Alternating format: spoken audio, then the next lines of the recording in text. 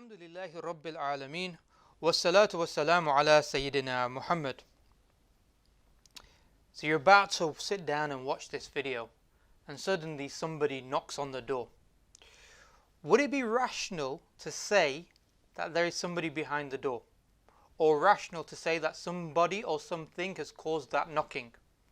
Obviously yes, it's a rational concept or rational idea that the door doesn't cause its own knocking, and therefore there must be something that has caused the knocking from a state of non-knocking. So we naturally ask that, and we naturally come to that conclusion. Now imagine if somebody turned around and said, well, the guy behind the door has green eyes. And I ask, how do you know he has green eyes? And he says, well, I can tell from the knocking. Now does that make a rational sense? Would that be rationally justifiable? Obviously it's not rationally justifiable. So intuitively, the reason why I give this example, because intuitively we can understand that, we can identify what is rational and what is irrational. We have that sort of intuitive knowledge with regards to that. But what we want to try and do today in this session is to precisely lay out the meaning of thought and how thought is generated, and therefore look at some of the key components that we will utilize in order to look at the question of whether the creator exists or not.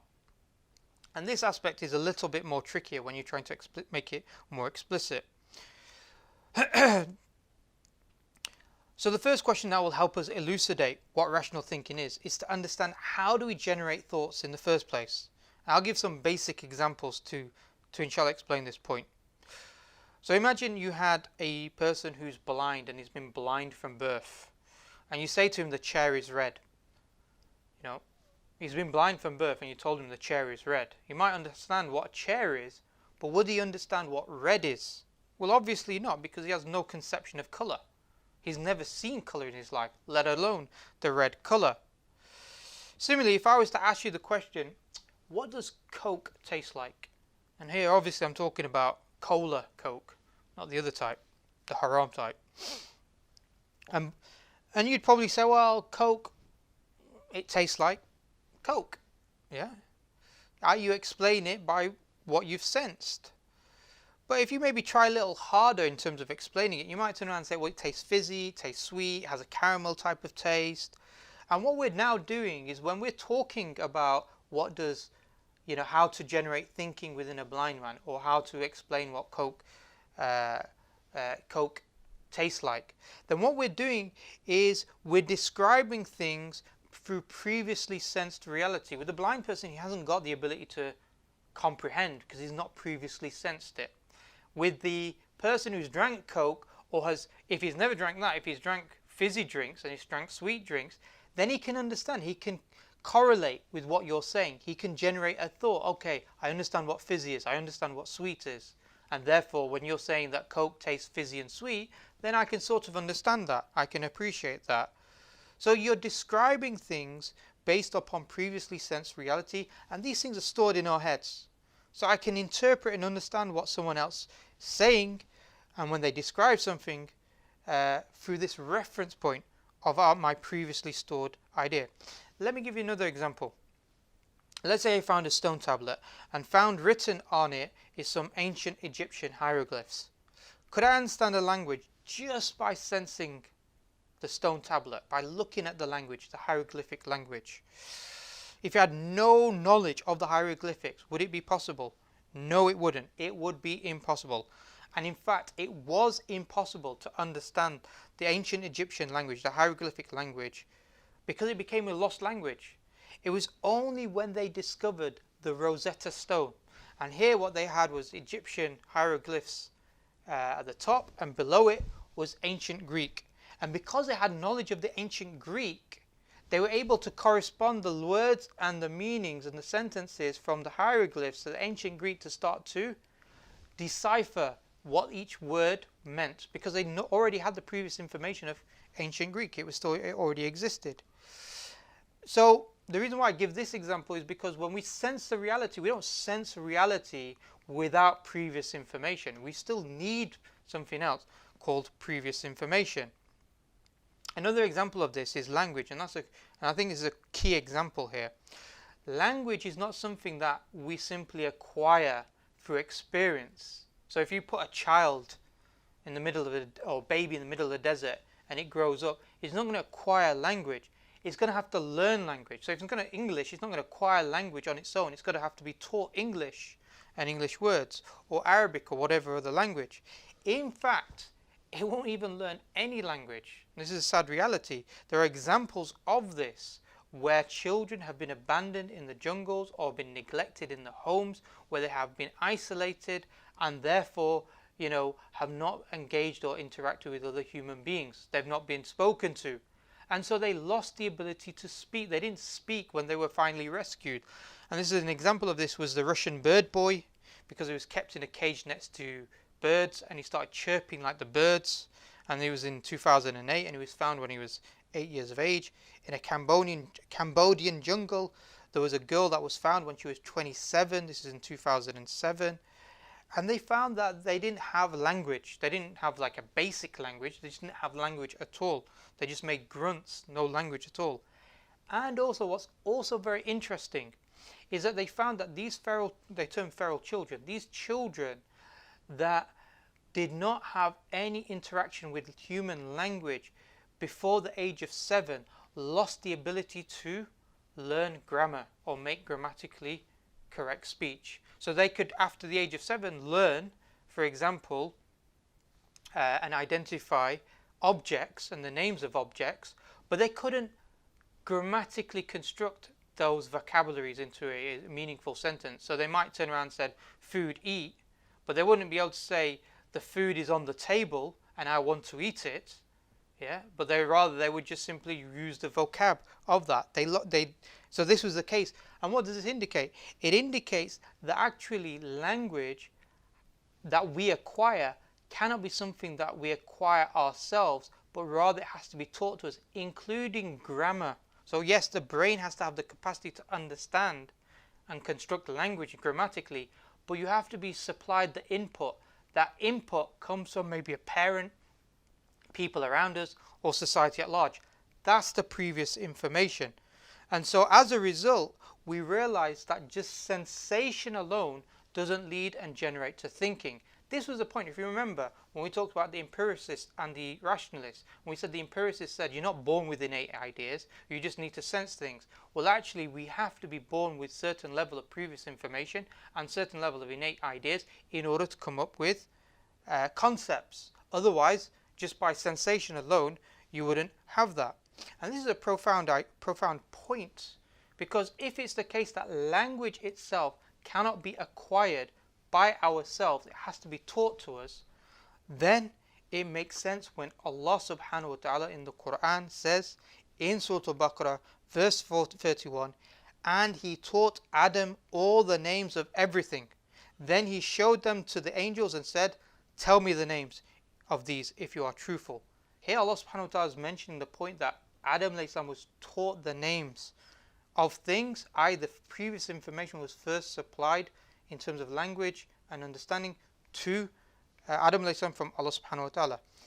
And in the Imam at-Tabari's tafsir of this story, he mentions further about how the angels, they came to Adam and they started to test him, his use of language. They found it, novel.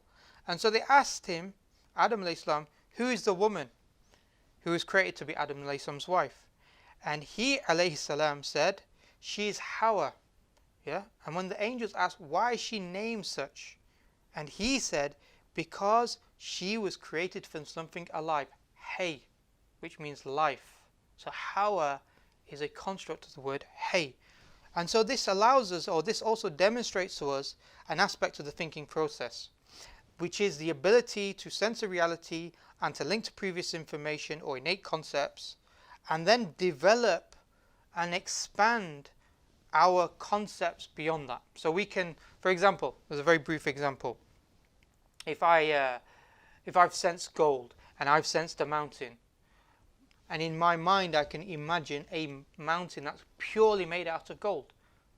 This is what I can do. I can construct that.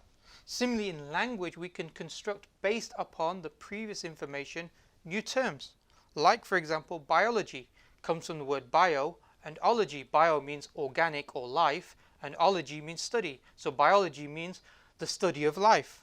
Or terms like globalization, global meaning the world, and ization in this suffix is used to refer to something, to make something like that, or to make it. So globalization means to make global, like nationalization is to make national. So we can construct language in this way, and we can understand whether what we've constructed in this way, is it a rational idea or an irrational idea, because we can make these imaginations like the mountain of gold, by understanding whether it has correspondence upon the reality. So let's just really simplify what we've said. Famous scholar Sheikh Taqiyuddin al-Nabhani, and he was a scholar of the 20th century, and he stated what the rational method was and what it was composed of, and he mentioned this in the book Nidam al-Islam, Systems of Islam, and also the book At-Tafkir, the Thinking. And he said rational thinking or rational method is built upon 4 components. First, you need a reality. Second, you need senses to sense the reality. Thirdly, you need the brain, which the reality through the senses is transmitted to the brain, and the brain has stored information or previous information. So you have these things: reality, senses, brain, and previous information in order to generate thought. And if we understand this definition of thought, then we can understand a few things. We can conclude certain things. The first thing that we can conclude is, well, if reality is necessary to think, and I think, therefore reality must exist. So this point about people say, oh, how do we know things around us exist? How do we know reality exists? All these types of speculations. Well, I think, therefore, there must be a reality that has allowed me to make this thought in the first place. Secondly, if reality is the cause of thinking, then what we are saying is that causality is a necessary component of rational thinking. So what generated this idea was the reality. So when you've got a person who's blind from birth, he can't sense the color red. He's not going to generate thinking within him. If he suddenly is able to see and he looks at the color red, it's going to give him a comprehension of what you mean now by the color red. He's generated thinking. That generation of thinking, or generating of thinking, was caused by the sensation of reality. So you have to accept this principle of causality as well. Furthermore, causality is even more it can be also shown in another way as well, which is really important and is really very important and connected to the being able to comprehend. Let me give you an example. You've got 2 colorless liquids, and you wanted to know whether these 2 colorless liquids are the same thing, same reality, same liquid, or are they 2 different liquids. How are you going to know? Well, if they react differently at the same cause, you're going to call them 2 different things. For example, if I take one the colorless liquid and I put heat to it and I bring it to the boil and find it boils at 100 degrees Celsius, then I think to myself, hold on, this is distinct and it might be water. And then I take the other liquid and I boil it and I find it boils at about 78 degrees Celsius. I think, hold on, there's 2 different liquids here, because I subject them to the same cause, but they exhibit different effects. And maybe if I drink one liquid, it quenches my thirst, and the other liquid is probably haram, i.e. alcohol, and makes him tipsy. So we distinguish realities based upon the effects differing from each other, even though they inhabit the same causes. So I know a table is different to a camera is different to a light is different to carpet. Yeah, just giving you random examples. But the reason why I'm saying this is because we sense the different attributes that exist within these things, and when we're sensing the different attributes, what we're really sensing is the different effects, and the different effects, even though these things exist at the same causality, or the same causes and same conditions. And that's what we store in our mind. That's what we understand. So when we talk about sweet, we're talking about the effect, at the same cause, which is different, or at a particular cause, which is different to maybe something that tastes fizzy. So that's a different effect, even though both are consumed or tasted. That's how we're sensing them. So therefore we understand and comprehend, and that's how we understand and comprehend the universe around us. So this is what we mean by the rational method. The rational method requires the reality, and it requires previous information, as well as the senses in the brain. That the previous information is something that we have innate concepts like causality, but also it has to be supplied to us through language, has to be taught to us.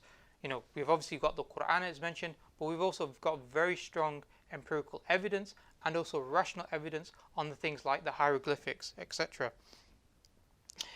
So we've got that. And the other aspect is that causality is a component for rational thinking. So just like I said, if I think there must be a reality that exists, in the same way, if I can think and I need causality to exist in order for me to think, the fact that I think means that therefore causality exists. So causality is not a principle we derive through experience. I see causality, therefore I'll believe in it. Rather, causality is something that's necessary as a component to the thinking process itself. And it's from this basis and understanding that we can start to investigate whether a creator exists or not.